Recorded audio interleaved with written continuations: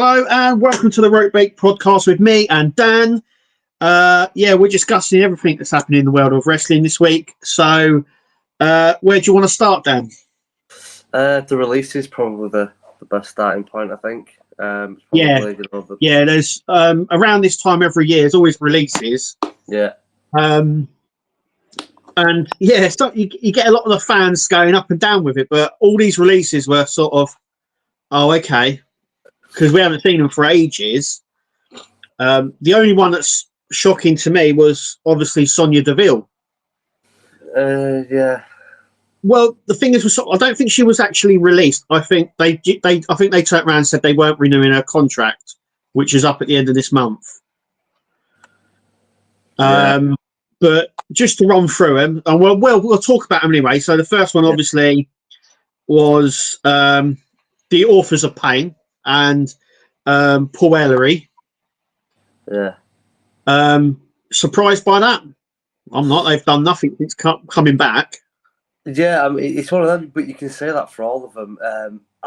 I personally don't think any of them are surprised because none of them were really being used. Yes, out of all of them, Sonya Deville was probably the one that was seen the most, but she never really wrestled. It was always Zoe and Shayna. So, to be honest, they've not released anyone that they actually regularly use. I mean, it's like you can almost say that the most recent release to be aired, the Elektra Lopez, is a shock because she's just been on SmackDown on Friday. Yeah. Obviously, she had a backstage segment with Santos Escobar and Angel Garza and Humberto Carrillo. So they've literally they used her like 24 hours before they actually released her. So you can say that's a shock. But she doesn't really do anything. It was like when they released Indy Hartwell as well. They used her. I think that she was released straight after SmackDown as well. Yeah,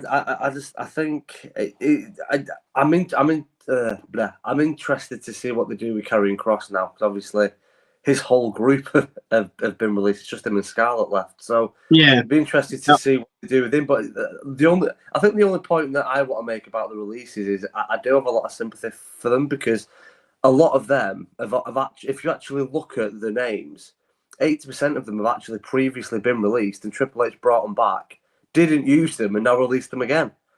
Yeah, well, I was going to say that the Authors of Pain were the ones that were released. Yeah. Triple H brought them back and then done nothing with them. I mean, they were a good tag team, and they could have been used. But yeah, they just were at the sideline. I think they had like a couple of matches, and that was about it since coming back. Yeah.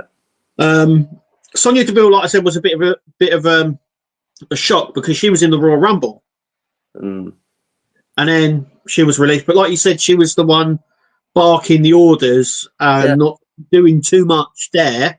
No. The other one was Blair Davenport. Again, they never used her, but she was drafted to Raw. She was released previously, came back, was in NXT. Yeah. Then was drafted to Raw. And never used it. Yeah. But like how much? I mean, to be honest, I don't think any of these are a shock. I mean, to be honest, the only relatively recent release that shocked me was Baron Corbin. But you can see a very clear pattern. Some of them were, I mean, to be fair, obviously probably not these names, but you know, me and you were when they had that mass exodus of just, I mean, when bloody Bray Wyatt got released and Braun Strowman got released, when it was really bad, like 4 years ago ish. You know, when Triple H brought a lot of them back, me and you did say on air that a lot of them that he's brought back, it's nice to see them, but there's only a point in bringing them back if you're going to use them. And he brought Authors of Pain back, who were a very, very good tag team. If you look at what they did on NXT, and each of them are like £300 each. They're monsters of men, the pair of them. They could have been a really, really dangerous, dominating tag team. Never used them. They brought, obviously, the Good Brothers back. Never used them. Released them again. But the pattern is everyone that's been previously released that Triple H has brought back is not used. And then ones that weren't released but was probably on that fringe, he weren't using, so he sent down to NXT. They did really well on NXT, so he's then brought them up to the main roster, not used them and released them. I mean, but I'm still shocked with Baron Corbin, to be honest. I still kind of don't get that one. But I mean, he went down to NXT, reinvented himself, kind of morphed together all the characters he's had over the years, created a really interesting character in NXT, brought him up, had one match, and then released him. I don't get it sometimes. It was just a bit bizarre. Like you're talking about Luke Gallows and Carl Anderson. Mm-hmm.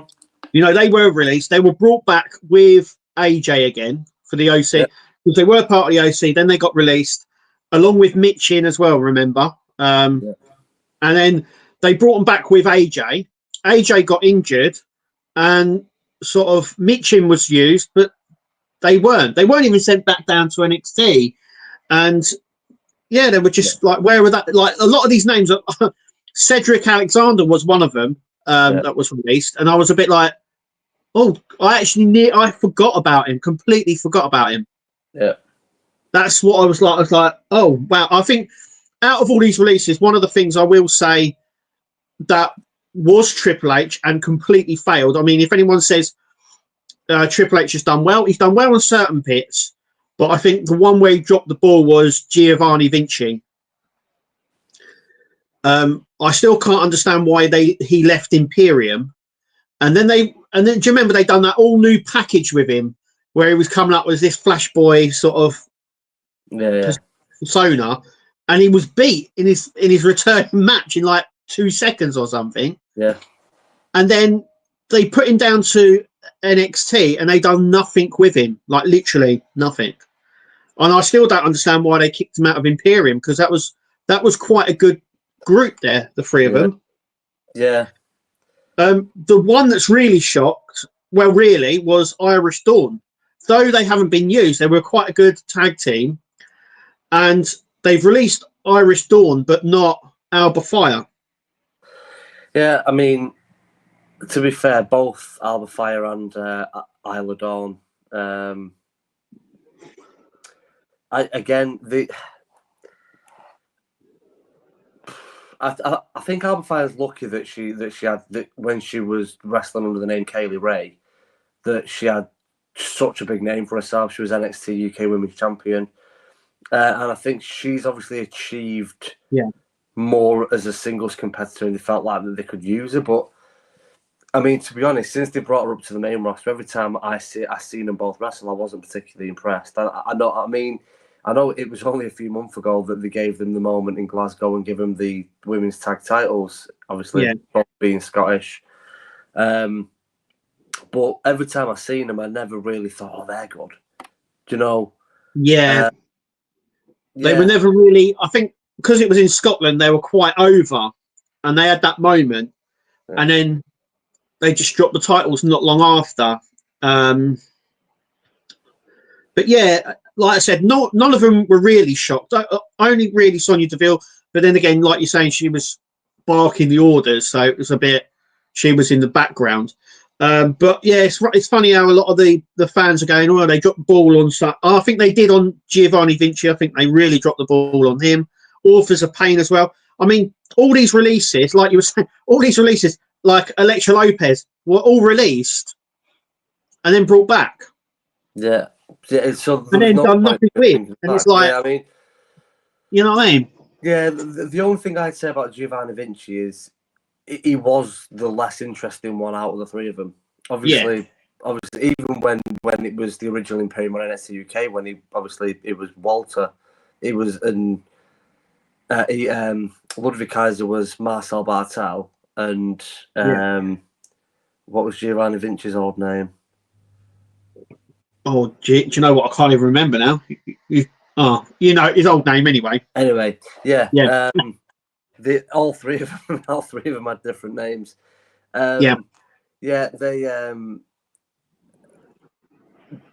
He was the less interesting one there, and then when they came up to NXT, they obviously all changed the name, but they actually kicked him out of Imperium on NXT, and then when they brought Gunther up to the main roster, they then reunited all three of them, but then Kaiser and Vinci Kicked kept him out again. arguing and falling out and blah, blah, blah. So then they kicked Vinci out again.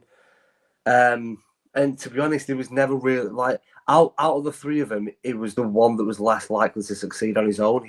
He was the one of the three that needed Imperium.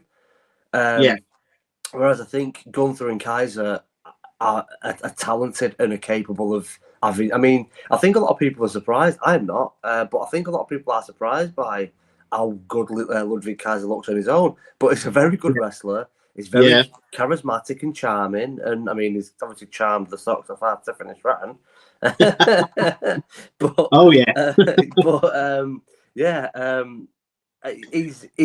he looks really good on his own as a solo competitor. He does, yeah, he does. Obviously, Gunther's a beast.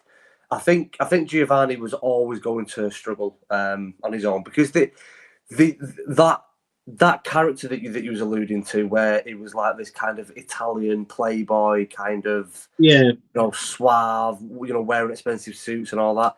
He did that character on his own in NXT, and it didn't work down there. And if there's one thing that we do know, if it doesn't work in NXT, it's definitely not going to work on the main roster because seemingly for some bizarre reason, when things are really successful on NXT, when they bring them up to the main roster, they go, yeah, no, scrap all that. Scrap everything you were doing that was successful. We're going to do something else that, it's like Corbin didn't come up with what he'd created on NXT.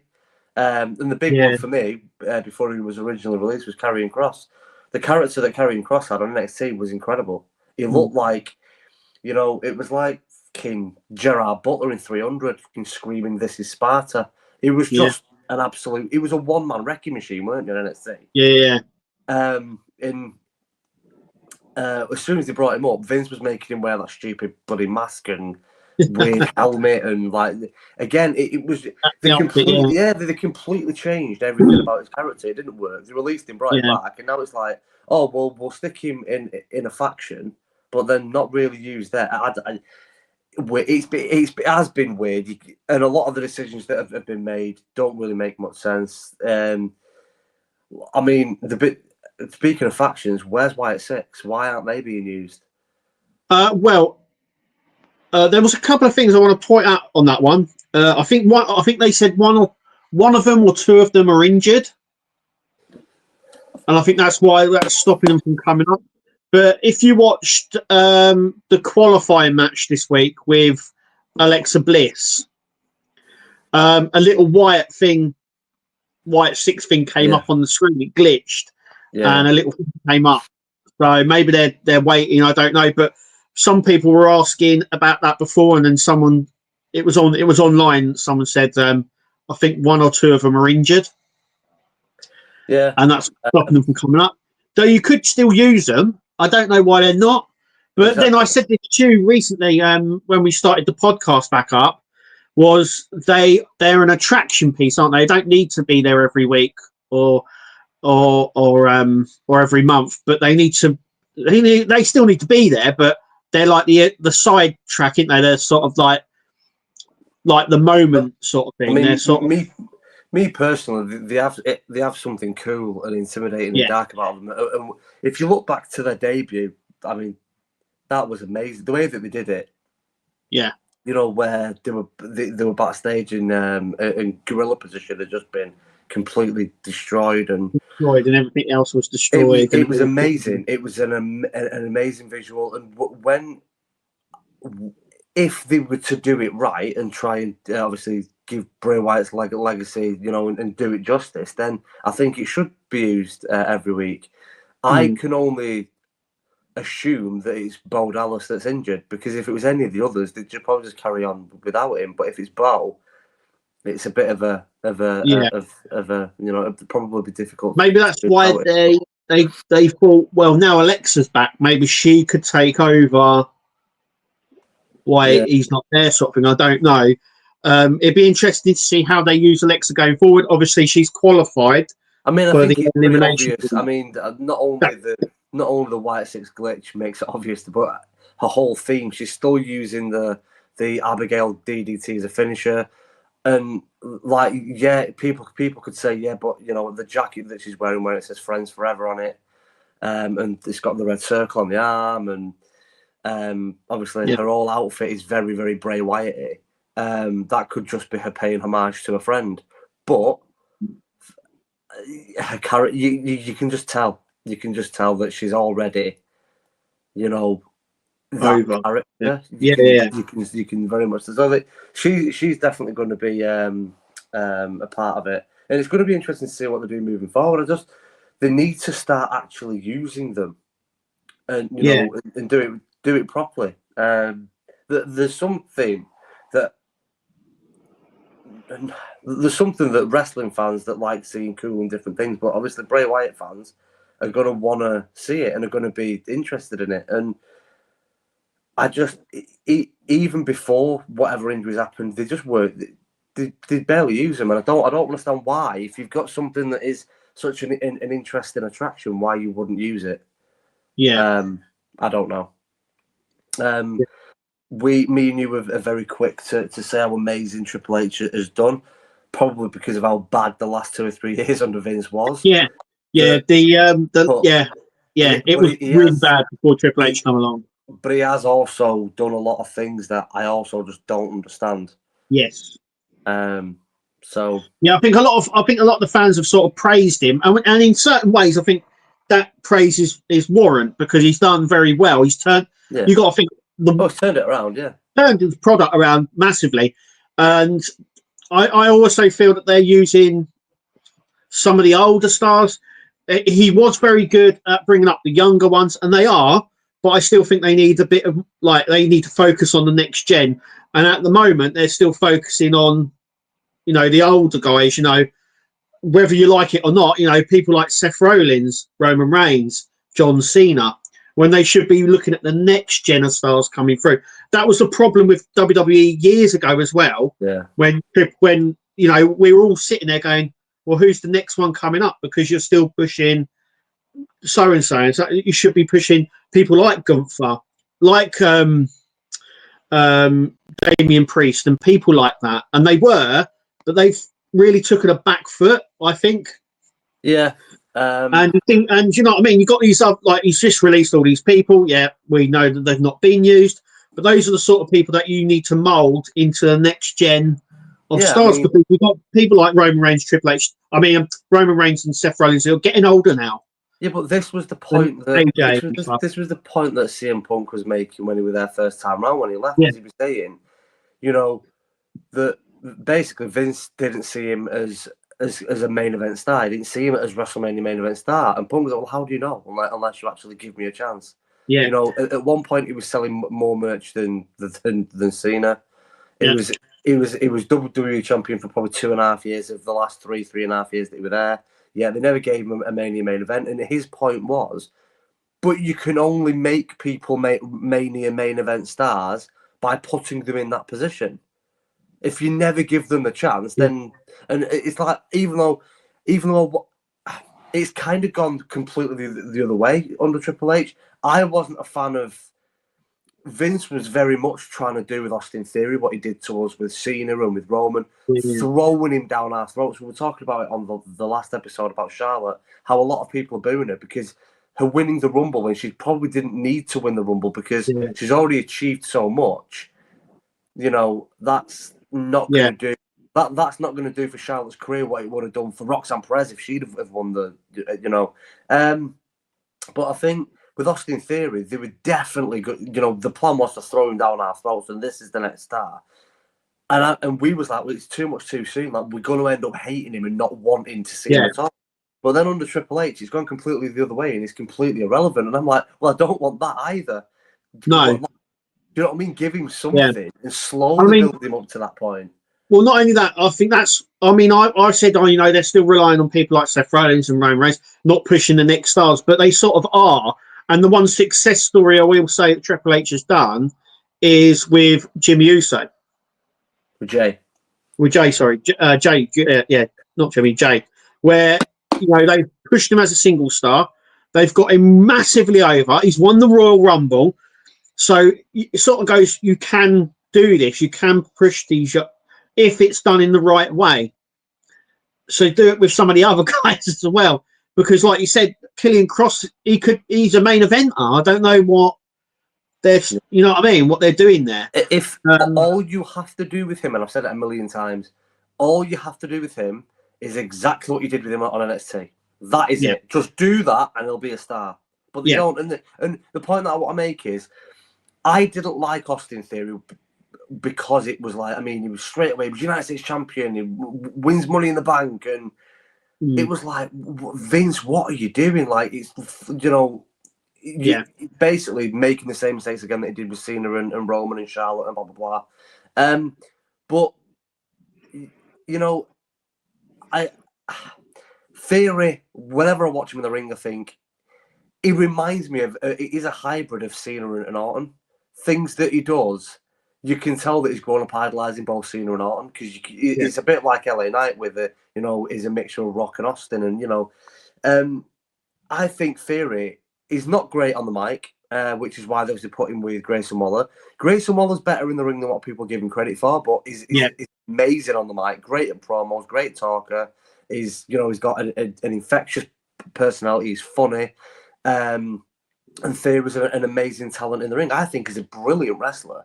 They don't use either of them. I mean, for me, Carmelo Hayes he has the potential to be a future Hall of Famer. Now that sounds bold, but he's good on the mic. He's got a good character. He's cool. He's interesting. Girls are gonna like him because of his whole, you know, personality and stuff. And he's unbelievable in the ring. Yet, he had to beat Akira Tozawa to get his first win in 6 months. Yeah. He's having to go one-on-one with someone like Akira Tozawa. Now, I love Akira Tozawa. Really funny. Makes me laugh every time I see him. But the fact that they've gone, well, we'll have to put you in... And I'm like, this is Carmelo Hayes. Like, when he was at NXT, he looked capable of beating anybody. How good he looked at NXT, if they'd have brought him up to the main roster, made him have a one-on-one match with Seth Rollins, and Carmelo Hayes would have beat Rollins, clean, would have gone, yeah, I get that. Because he's such a good wrestler. Yeah. And to go back to your point of what you're trying to make, they're not this next rung of superstars, your Grayson Wallers, Austin Theory, Carmelo Hayes, people like that they should be building. They're not, and it's like, how have you not learned? How have you not learned? Like, I remember when Undertaker announced that he retired on the Last Ride documentary. On that documentary, he said, I blame myself and other people that were in my era for not passing on the knowledge to the young. We were so busy looking after ourselves. When we, you know, me and Kane and Big Show and, you know, like even like Triple H and Shawn Michaels were focusing on other things like the business side of it. They weren't necessarily focusing on just teaching the youngsters, you know, how to sell, how to get the audience involved, the simple things. And people have a go at Cena now, because when Cena's wrestling, they go, oh, you can see that he's talking and he's not hiding his verbals. And it's like, but what he's trying to do is when he's wrestling an Austin Theory or a Solo Sikoa, he's saying, lie down, stay there, let the crowd build, don't move. Because all the little tiny nuances like that, where they'd both be laid down and you get, the crowd's getting louder and louder and louder, and then someone would start, the babyface would slowly start crawling himself over to the pin, and they're getting louder and louder and louder, thinking, go on, pin him. That kind of the build-up of anticipation and knowing how to work the crowd in that way is a lost art. And if you look at all the big stars now that were coming up through that era, they've not really got that. You know, there's a few, like McIntyre's got it, Owens has got it, but there aren't that many. You know, and Undertaker says it's because, you know, him, Kane, Big Show, blah, blah, blah, all of them, they all kind of got injured at the same time, retired at the same time. You know, Big Show, Kane, and Taker was basically virtually always injured and was never there. And he was basically saying all these little things that are really important that we should have been passing down to all these youngsters. We weren't. Yeah. We weren't there. And now we're kind of seeing that repeat again. The Romans and, you know, the Seth Rollins and, you know, AJ and Punk and stuff, are they necessarily passing down what they've learned to the Theories and the Hayes and the Wallers? And because to me it feels like, it's like, for me in the last 12 months, and I don't know if you'll agree with this or not, so I'd be interested to get your opinion on this, but within the last 12 months, for me, the two MVPs for me for the last 12 months. Yes, Jay's been crazily over the crowd, but for me, it's Owens and it's McIntyre. Because Owens and McIntyre have given us the only two genuine storylines that we've all been invested in within this last 12 month post Mania, shall we say, from Mania ending. McIntyre did almost all the hard work in building the him and Punk story, and Owens did virtually all the heavy lifting building the Cody Rhodes story, which Cody's even admitted himself that backstage, Triple H and Cody was giving Owens his flowers and saying he's 90% of the reason why that storyline and feud was so good was down to Owens. It weren't down to Cody. And it's like McIntyre and Owens have done incredible things for the company in this last 12 months. And it's like, all they ever do is get beat. Yeah. They're doing more things. Like, the thing that's going to get us tuning in every week and can't wait is when you've got a storyline. When McIntyre and Punk were attacking each other and you know that both of them are going to be there. Oh, I can't wait to see what they're going to do this week, because last week, McIntyre absolutely destroyed Punk, busted him over, when he stole his bracelet and stuff, and all that. You're thinking Punk's going to be fucking fuming. Next week he's going to be on a rampage after McIntyre. And you had this, and then when Owens attacked Cody, and Cody's like, every time I see him, I'm dropping him on sight. So every time SmackDown's tuning, you're like, what's Owens and Cody doing this time? Because every time they see each other, they're just beating the shit out of each other. Those are the storylines that get us one, and they're the only two that have happened in the last year. So why are you treating the two guys that have created that for you like absolute shit and saying, yeah, thank you for what you're doing, but you're just going to lose? I mean, the way McIntyre was eliminated from the Rumble was like, what are you doing? Yeah. It was just absolute bollocks. He did win the match, the triple threat match on SmackDown this week against LA Knight and Jimmy. Is that because he kicked off though? I don't know. I don't know. I think he should be in it anyway. Because I remember. Do you remember when we first started this back in January? I said, 12 months from now, who are we going to turn around and say they've had a fucking good year? And I did say McIntyre or Owens. We're going to turn around, like in 12 months' time, this time next year, we're going to say, fucking hell, they've had a good 12 months already. But I think this year we're going to see more of it, because they need to start fucking winning matches, then, don't they? Yeah, they need to start winning. Obviously, there's a match going in. It looks like we're going to have Sami Zayn versus Kevin Owens, which is a win-win. They've put on bangers of matches before. Yeah. It looks like that's what we're going to get at WrestleMania. And I would imagine Kevin Owens has been pushing sort of matches at the moment. So we've had the ladder match. We've had other sort of matches before. So I reckon this is going to be one of those gimmick matches as well with him and Sami Zayn. Yeah. Great fight. Yeah, so it's going to be off the chain, I think, because of what we saw at the ladder match on the Royal Rumble. It's just it's going to go up the next level. Yeah. If that's even a cage match, even we haven't actually seen a cage match in WWE for some time. Actually, it's bizarre. Yeah, well, there's going to be one on NXT, isn't there? There is, yeah. Tony D and is it Ridge Holland? Yeah.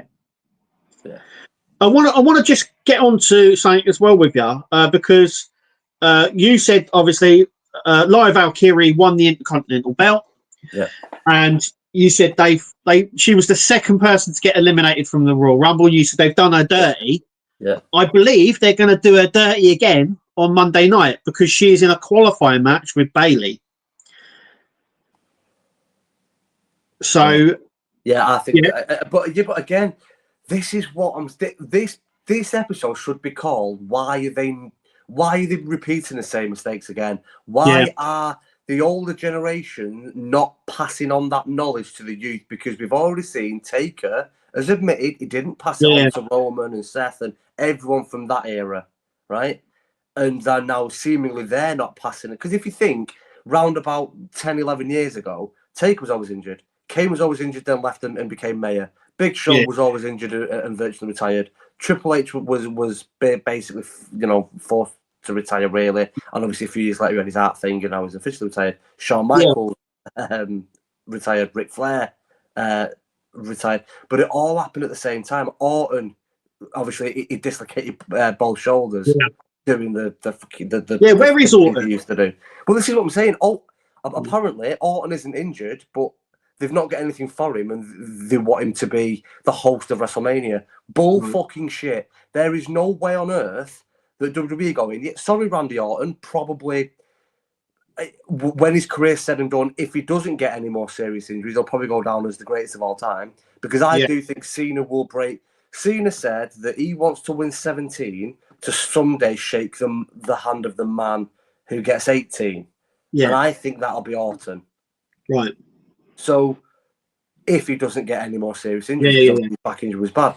There is no way that man is if he's not injured, Owens takes him out with a package power drive, and that was maybe just to give him a few weeks off TV. That has then turned into months.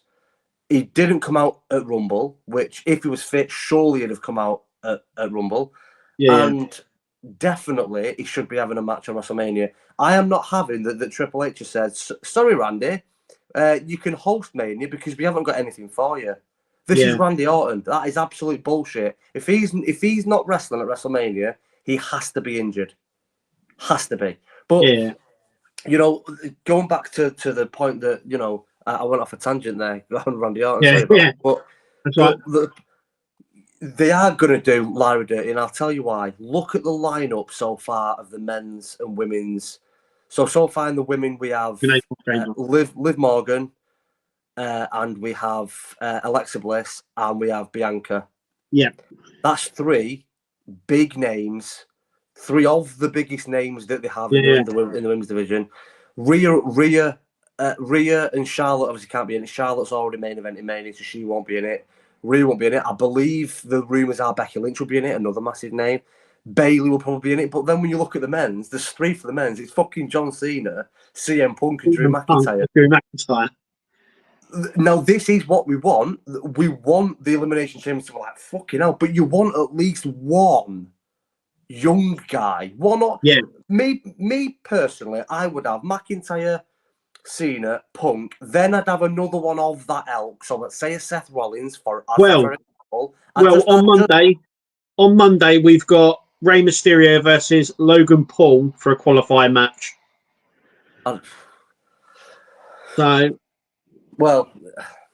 Whatever. Me personally, I would have someone like another one that's of that. So you'd have four big, massive names, and you'd have you'd have Carmelo Hayes and Ilya Dragunov in there. Yeah. You'd have that. It doesn't have to be them two. It could be Carmelo Hayes and Austin Theory, and then in the women's, you'd have Lyra Valkyria and Roxanne. Apparently, they're bringing Roxanne Perez up to Raw or SmackDown. So she's got a qualifying match, I do believe. I'm just saying that both chamber matches, you should have four that are massive names, and two of them should be young up and coming stars that can learn off them, that are in a match like that on a massive pay-per-view, a painful, intense, brutal match where during that match the four older wrestlers can teach them things that they're going to need to learn further on in the career. But it's really bad. Like, you've got the women's intercontinental champion, the first one, Lyra Valkyria. She gets eliminated second in the Rumble, and it looks like Bailey's going to beat Bayley. Yes, right. Yeah, beat now, to put that in perspective, that is like LA Knight versus Shinsuke, right? No title match, and LA Knight beating him clean. You'd go, what the fuck? He's a champion, and you've just had someone have a non-title match and win him clean. And I think that is what they're going to do tonight. And that, I think, damages not only Lyra Valkyria, but also the Intercontinental Women's Champion as well. You know, I've always said this. I Hopefully hate we're the wrong. idea when they do the non-title matches. I hate Yeah, I that. do. If you're a champion and you're going up against someone else, that should be for the title, regardless of what it is. Yeah, Because belt you know, should always go on. yeah, well, you know full well when they do that, you know full well that the person who's not champion is going to win. Do you know what I think would be a cool and interesting theory as well? Is if even in like tag matches, your title's still on the line. So if one of them two pins him, they win, even though it's not. You know, say with the United States champion was in a tag match, because then you're going to have And if really they were interesting pinned, they were out. storylines. They take the title, sort of thing. Both of them in the other tag team are going to want him to be the active wrestler, and both of them are going to try and pin him. So they're going to be arguing with each other. They're going to be a finisher, and they're going to be busy dragging each other off because they want to get the. Yeah, that would be a good good match. So if, for example, if someone that has a belt, like, so say Lyra beats Bayley, right? Yeah. Her title, and she's now qualifies for the Elimination Chamber. Her title is now on the line, which means whoever wins the Elimination Chamber match is now the Intercontinental Champion. Right. No matter what scenario or match, whether it's a Royal Rumble, if you have a belt, and you are. Obviously, you couldn't do it with the tag team. So if a tag team champion's in the Rumble, well, only one can win the Rumble. And so you couldn't do it with the tag titles. But all the individual championships, if you want to, if the Intercontinental, United States, World Heavyweight, WWE, whatever, if you have a singles title and you want to enter a Rumble, or Elimination Chamber, whatever, your title is on the line.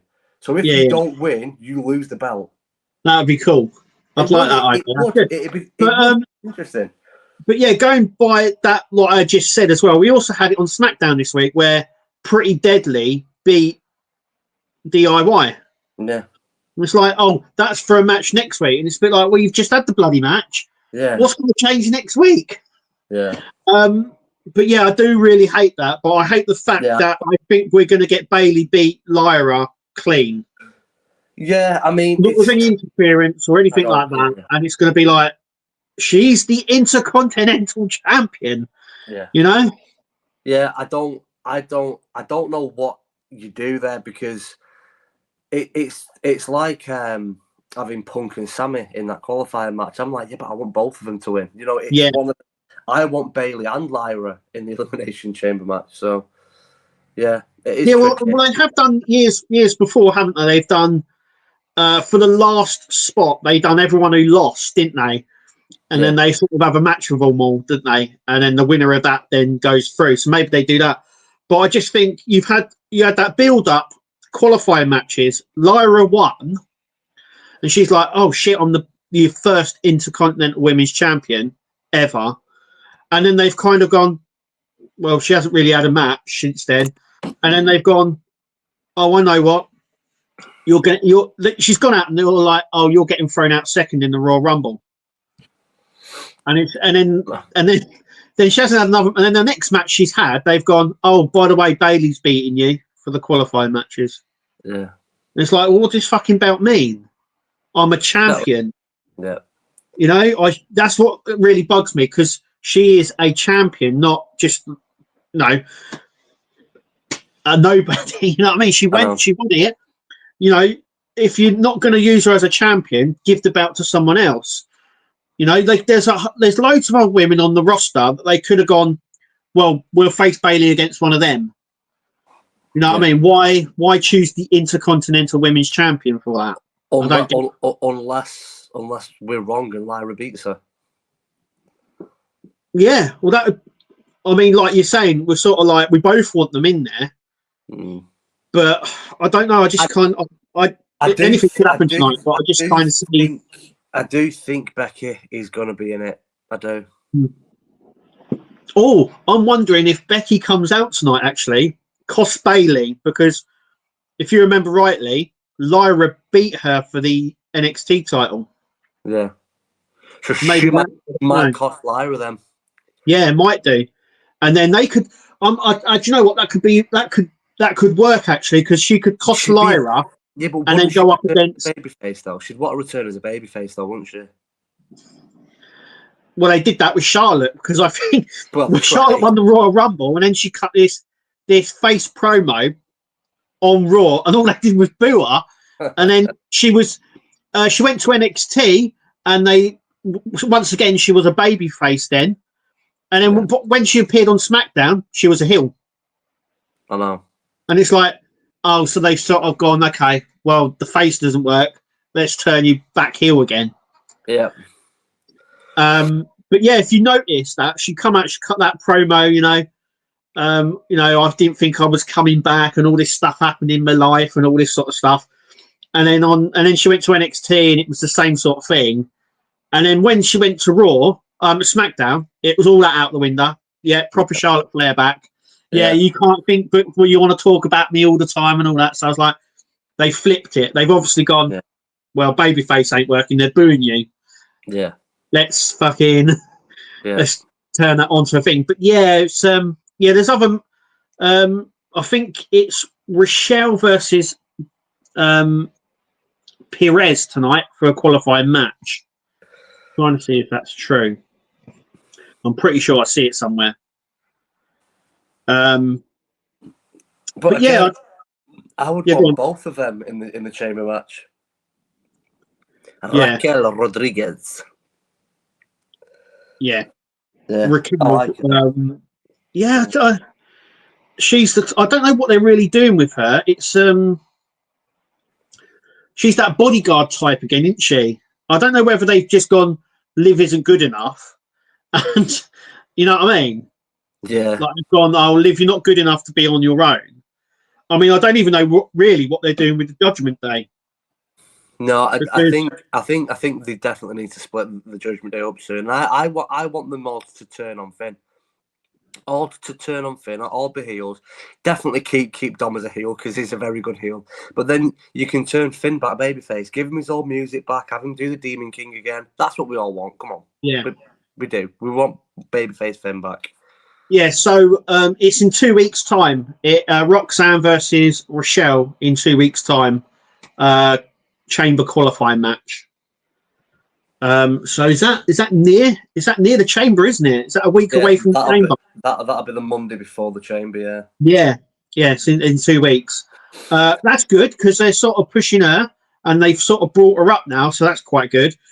But yeah, with Liv and it's another kind of she's a lot more experienced than Tiffany Stratton because she's been on NXT for a hell of a lot longer than what Tiffany Stratton was. Tiffany was brought up very quickly. Yeah. The only thing about Roxanne is she's shocking on the mic. The promos are awful, but she's incredible in that ring. She's an amazing wrestler. I think Booker T should teach her how to talk on the mic because obviously she was in Booker T's wrestling school. That's how she broke out. Yeah, she was 14 when she started. Yeah, she was very, very young. 14, I think she was. And it come up really quickly. But I'll tell you what, WWE, I've always thought this. WWE have done something that no one else does and proves that you don't have to have a wrestling background to be fucking phenomenal.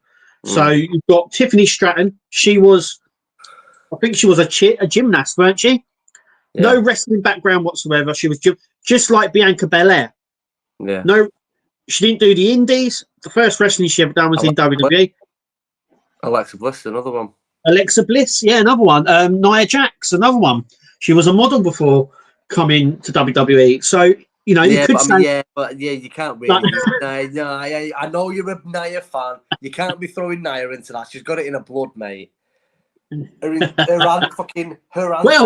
ancestors have been wrestlers for hundreds of years. I said this to my wife because we're like, the bloodline is now forever because you got Jacob Fatu, right? He's got 8 kids. I think it's 7, but I get you. Is it 7? I don't know. 7. I think it's 8. And then you've got Roman Reigns. He's got 5 kids. I think 4 or 5. Jimmy and Jay, they've got kids between them. I'm like, they're already breeding the next line of the bloodline already. So this bloodline thing's going to run on forever. Yeah. I also see as well. I know what I wanted to get onto this podcast. Have you seen Eric Bischoff's latest latest viral interview, shall we call it? Viral meltdown? No, I didn't know. So yesterday he was on whatever podcast he was on, and he basically said, look, there's no two ways about it. Like, and anyone that thinks I'm wrong, then please tell me how I'm wrong, because I'm so confident that I'm right. And he said, all you've got to do is look at Adam Copeland, Christian, and someone else. I can't remember who the other one was, but he basically said, have a look at what they've done since going to AEW, and that place is nothing more than a fucking graveyard. He said, it's just the place where once great careers go to die. Oh, yeah. Fucking hell. And to be honest, I think, look, I might get a lot of shit for this, but me and Bex were chatting about this yesterday when I seen it, and both of us kind of went, the only one really that does go against that is Jon Moxley. Yeah. Jon Moxley has done incredibly well and has gone to a new level, and he's the only one who looks more and even bigger of a star than what he was in WWE. Yeah. Everyone else, you can't really deny it, the careers have gone like that since going there. Edge has, Christian's. I mean, to be fair, Christian has. I think Christian has done really well. Yeah. I think the point that he was trying to make on Christian was, as a wrestler, he's not as talented now as what he was in WWE. Well, that's because of his age. That's because of how bad his injuries were. I think Bryan Danielson did amazing in AEW.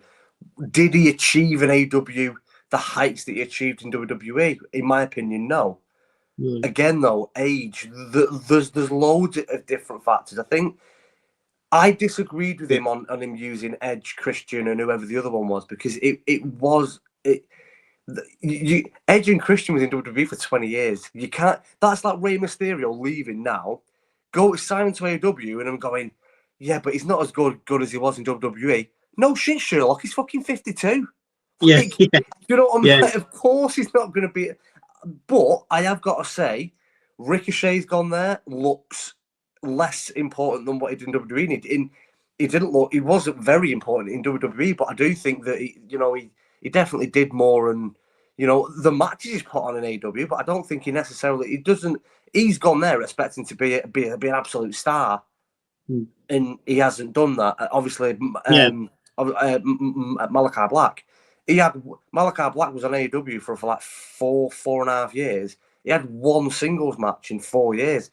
He's one of the best technical wrestlers they've got, one of the best characters and genius minds that they've got.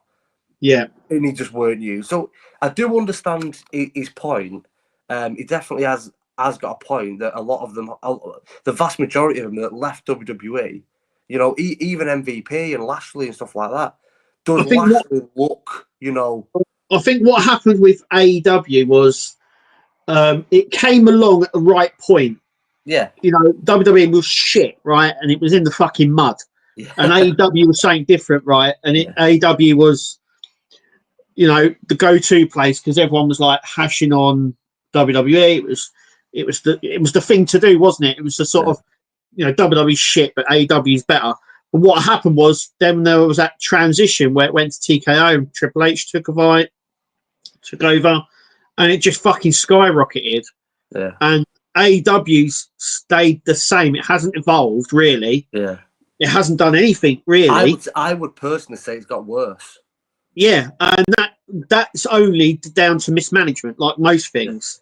Yeah. And in regards to the wrestlers and that, he's come out before, Tony, and said that he kind of leaves it up to the wrestlers to do their own thing and their own storylines and all that sort of stuff.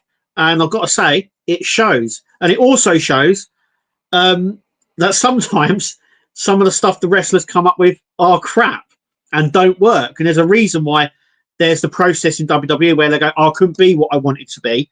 and then they've gone to AW and they've gone, well, you can be what you want to be here, and they've gone worse like shit, and it's like, you know what I mean? It's kind of like, to be honest, maybe they were right then.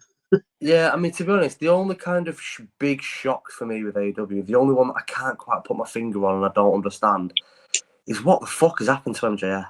Yeah. Because 12 months ago, he was arguably the biggest star on the planet. Yeah. 12 months ago, he was arguably 12 to 18 months ago, should we say? Probably 18 months ago now. Fucking hell, that's gone fast. It's probably about 18. Well, yeah, because 18 months ago was when he main evented the show at Wembley against Adam Cole, baby. Yeah.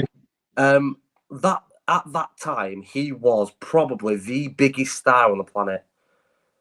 I obviously wanted him to come to WWE, didn't? He's re-signed with AEW until 2028, which is his prerogative, that's his choice. But since he's returned, what the fuck has happened?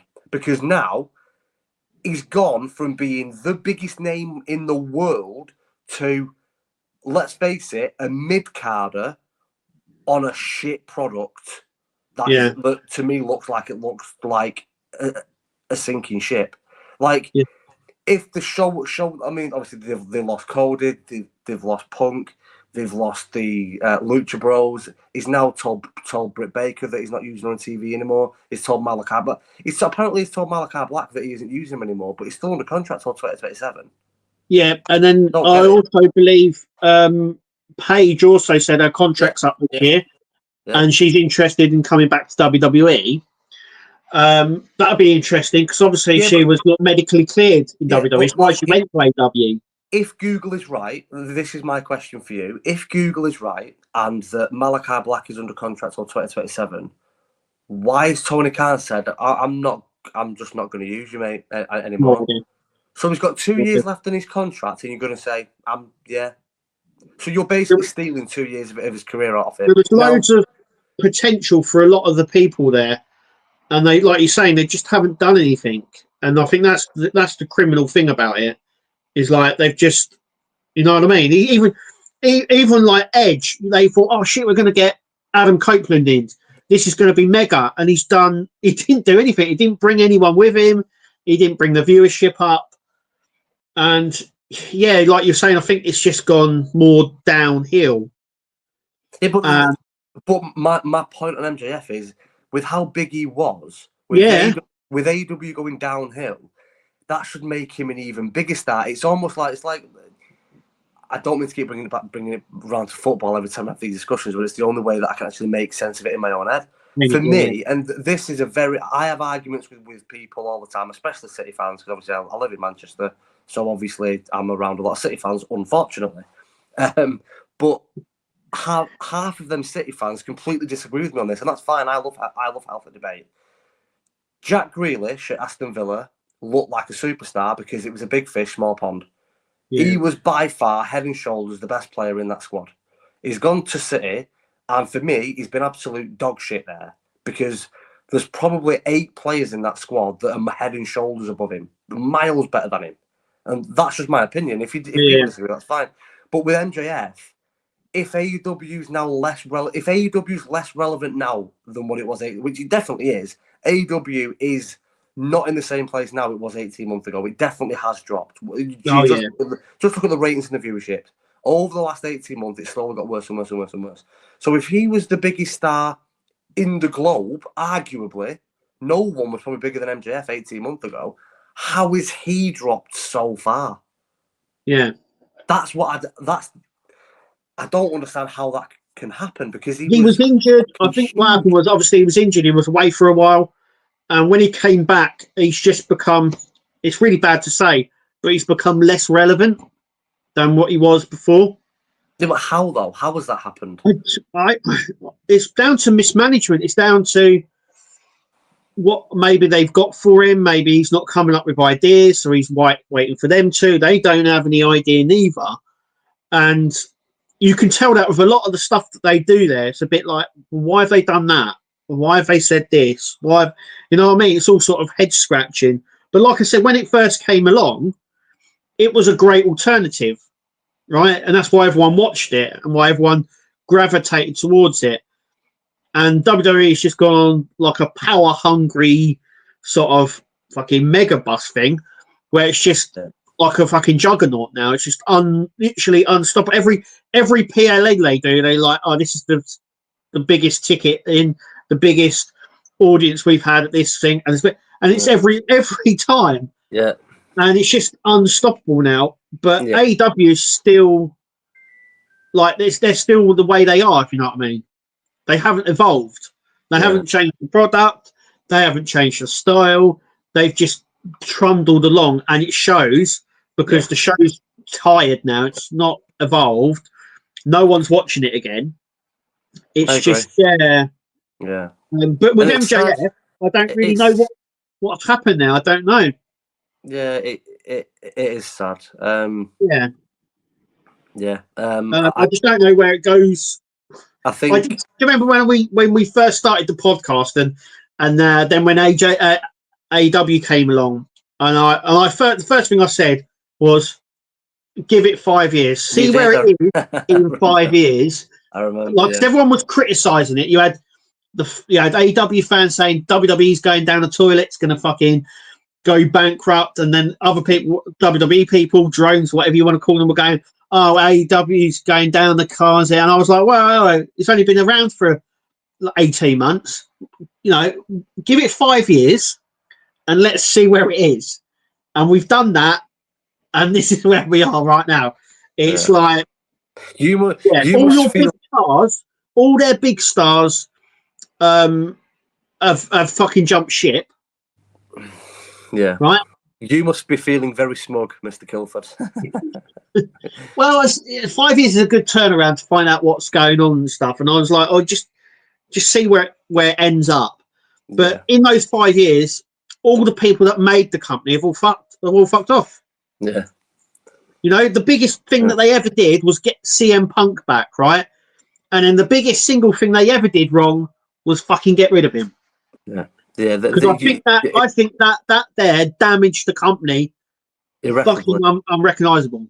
Yeah, that damaged them irreparably. And look, I said that 18 months ago, if you look at where AEW was then compared to now, well, what happened 18 months ago? They got rid of CM Punk. Like it doesn't take a genius to work out that they lost the biggest star and the biggest draw. MJF got injured not long after Punk left, so the two biggest draws at that time. Adam Cole was obviously got injured not long after that main event of that first night at Wembley, and it doesn't take a genius to work out that probably probably about it. The three biggest stars in the company, two got injured and one left, and it went. Yeah. So. Yeah, they had Kenny Omega, MJF. They all got injured, and they didn't have CM Punk there. They in my eyes, they backed the wrong horse on that because CM Punk got into that scrap with Jack Perry. Yeah. And I think they backed the wrong horse. They went, oh, we'll just get rid of Punk then. Oh yeah, we'll just get rid of the biggest draw you've ever had, the biggest merchandise seller. Yeah, but don't forget, it had. I think that they made the wrong decision that they could have made for the company. Let me just say that first. But from a management point of view, and when you're trying to run a business, it had massive arguments with Kenny Omega and the Young Bucks, who were EVPs of the company. So they weren't speaking to him. So Tony, because he didn't want to get rid of Punk, because he knew he was the biggest draw, then created a third show just so that Punk was separate. Collision. like Collision was built so that CM Punk can be on TV, because the Young Bucks and Kenny Omega couldn't be anywhere near him. So if you think that the three executive vice presidents of the company and three of the biggest wrestling stars at that company, in Omega and the Young Bucks, all fucking hated him and didn't want him there. Yeah. That argument with Jack Perry, and apparently Bryan Danielson was the head of the panel that decided to get rid of him, according to an interview that I've seen Bryan give. So if he's had a falling out, that leads me to think that he's probably had a bit of a falling out with Bryan as well. So if you fell out with Bryan Danielson, who Tony Khan's already said numerous times, it's in his will that if he dies, the company's left to Bryan. He's already told his dad that the company's left to Brian Yeah. because Brian has one of the best minds for the business. Yeah. So if Punk's had a falling out with Brian, he's then had a falling out with the 3 executive vice presidents of the company, then he has a massive, a massive, whatever you call it. It weren't a massive scrap, but a massive moment backstage where he grabs Jack Perry by the throat, loads of people jump in. The actual scrap wasn't massive. It was something you'd see on a fucking primary school ground. It was fucking handbags. It was shocking, but at the same time, if you think about the heat and the pressure of that moment, it's there's a sellout crowd. There was like 90,000 fans there at Wembley, and the biggest matches of the card was Adam Cole and MJF and Samoa Joe and CM Punk. And just before CM Punk's due to go out to actually officially open the actual main card, is having a scrap backstage with Jack Perry, and obviously that's going to cause mayhem backstage where they're all going to run around going, "Fucking hell, is the show over? What's going to happen?" I do understand why Tony's made the decision where inevitably he's going to have to go, because in the space of 6 months he'd had 2 backstage scraps. Yeah. So I do understand why it happened, but for a company's point of view, it was the biggest mistake they could have made because it was the biggest draw. Yeah. And, it doesn't take a genius. I said this to my mate, one of my mates, Colin. Now, Colin, lifelong wrestling fan like us, really clever lad, but he does see things differently to me quite a lot, and that's absolutely fine. Yeah. And to be honest, half the time he's right, little prick. But I mean, I do remember him saying at last year's Mania that he wants Roman to retain again, because it'll be an even bigger shock than last year. But he also said if Cody wins the title, the product will dip. It won't be as good with Cody as champion as it has been with Roman. And I was like, fuck off, talking shit, fucking nah, I'm not fucking talking bollocks. No, I'm not having that, because I was so adamant I wanted Cody to finish the story. Yeah. But we're now like 9 months further on, and he was fucking right, wasn't he? Like, so, and he doesn't think that Punk leaving had anything to do with this, and that's fine. I do. They sold over 90,000 tickets the first time at Wembley. I was there. Next year they went back. I was there again, and I'm going again this year. But I think they sold 45,000 tickets last year. Yeah. So it halved, right? And then this year, apparently, they're looking at trying to sell 30. Yeah.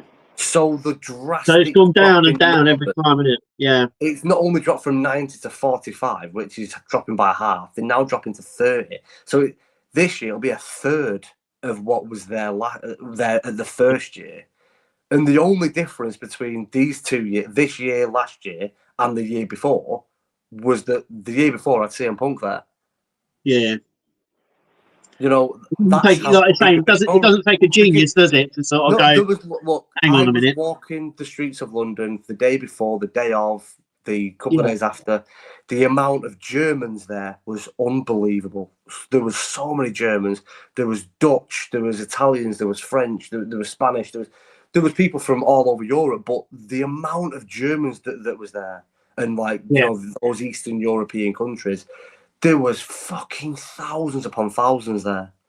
And it's like, how many of them haven't made the journey last time and have thought, nah, fuck it, I'm not bothering this time, because there's no CM Punk?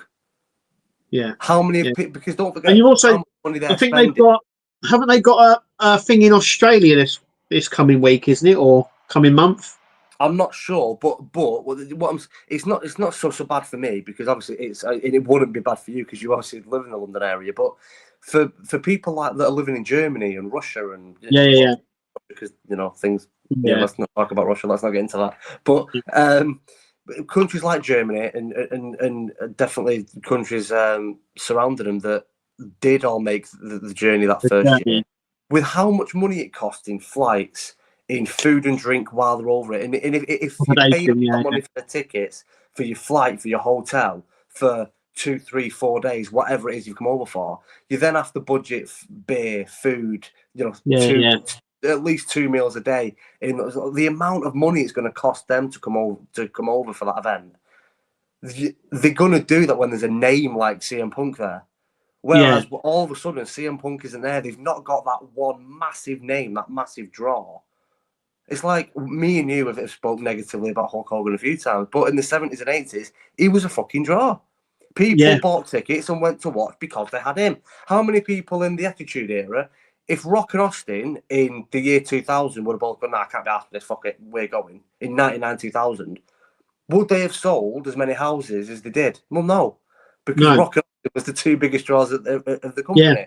Like, CM Punk was the only massive draw that they had. As big as Adam Cole and MJF are, they're not a name. They're not a Rock and Austin, a Punk, a Cena, an Undertaker. They're not a Flair. The thing with CM Punk is that he'd been gone from wrestling for such a long time. He said he was never coming back. Yeah. And somehow they got him back. And so I think a lot of people were like drawn back in. Oh, I remember CM Punk. And I remember, do you remember people crying in the audience when he came back? Yeah. People just went fucking mad. And I remember so many people watching the product, and now no one watches it. And it's just he's gone like back to WWE, saying we never ever thought would ever happen. I was there at that first show at Wembley, and I can say this with an absolute 100% certainty. When the music's hit, the biggest pop of the night was CM Punk. Yeah. The loudest pop of the night was when CM Punk's music hit. There was more CM Punk shirts there than anything else, and the second probably biggest kind of, it weren't official shirts, but people that was trying to be another wrestler was Bray, because that event happened only a few weeks after Bray Wyatt had died. Yeah. But the biggest actual branded shirts that was there was the CM Punks, and I can't lie, I said to my missus, because we didn't have a lot of money at the time, and it weren't just paying for the tickets, it was, well, we're not fucking... Last year, we drove down and back in the same day, but it's a fucking 5-hour drive. It's a 10-hour round trip for us. I mean, if you hit a bit of traffic, it's 10 hours. Do you know what I mean? Like, and it's fine until you get to fucking London. And as soon as you get to the outskirts of London, it's bang, fucking stop still. Just fucking deadlock, gridlock traffic. Fucking nightmare. But the first year, we stayed in a hotel for 3 nights. But the amount of money that obviously that costs, again, food and drink, stuff like that. But it was my first time in London, so I'm wanting to go explore and looking at things and sightseeing and seeing and stuff, as you do when you've never been to, you know, a city as big as London.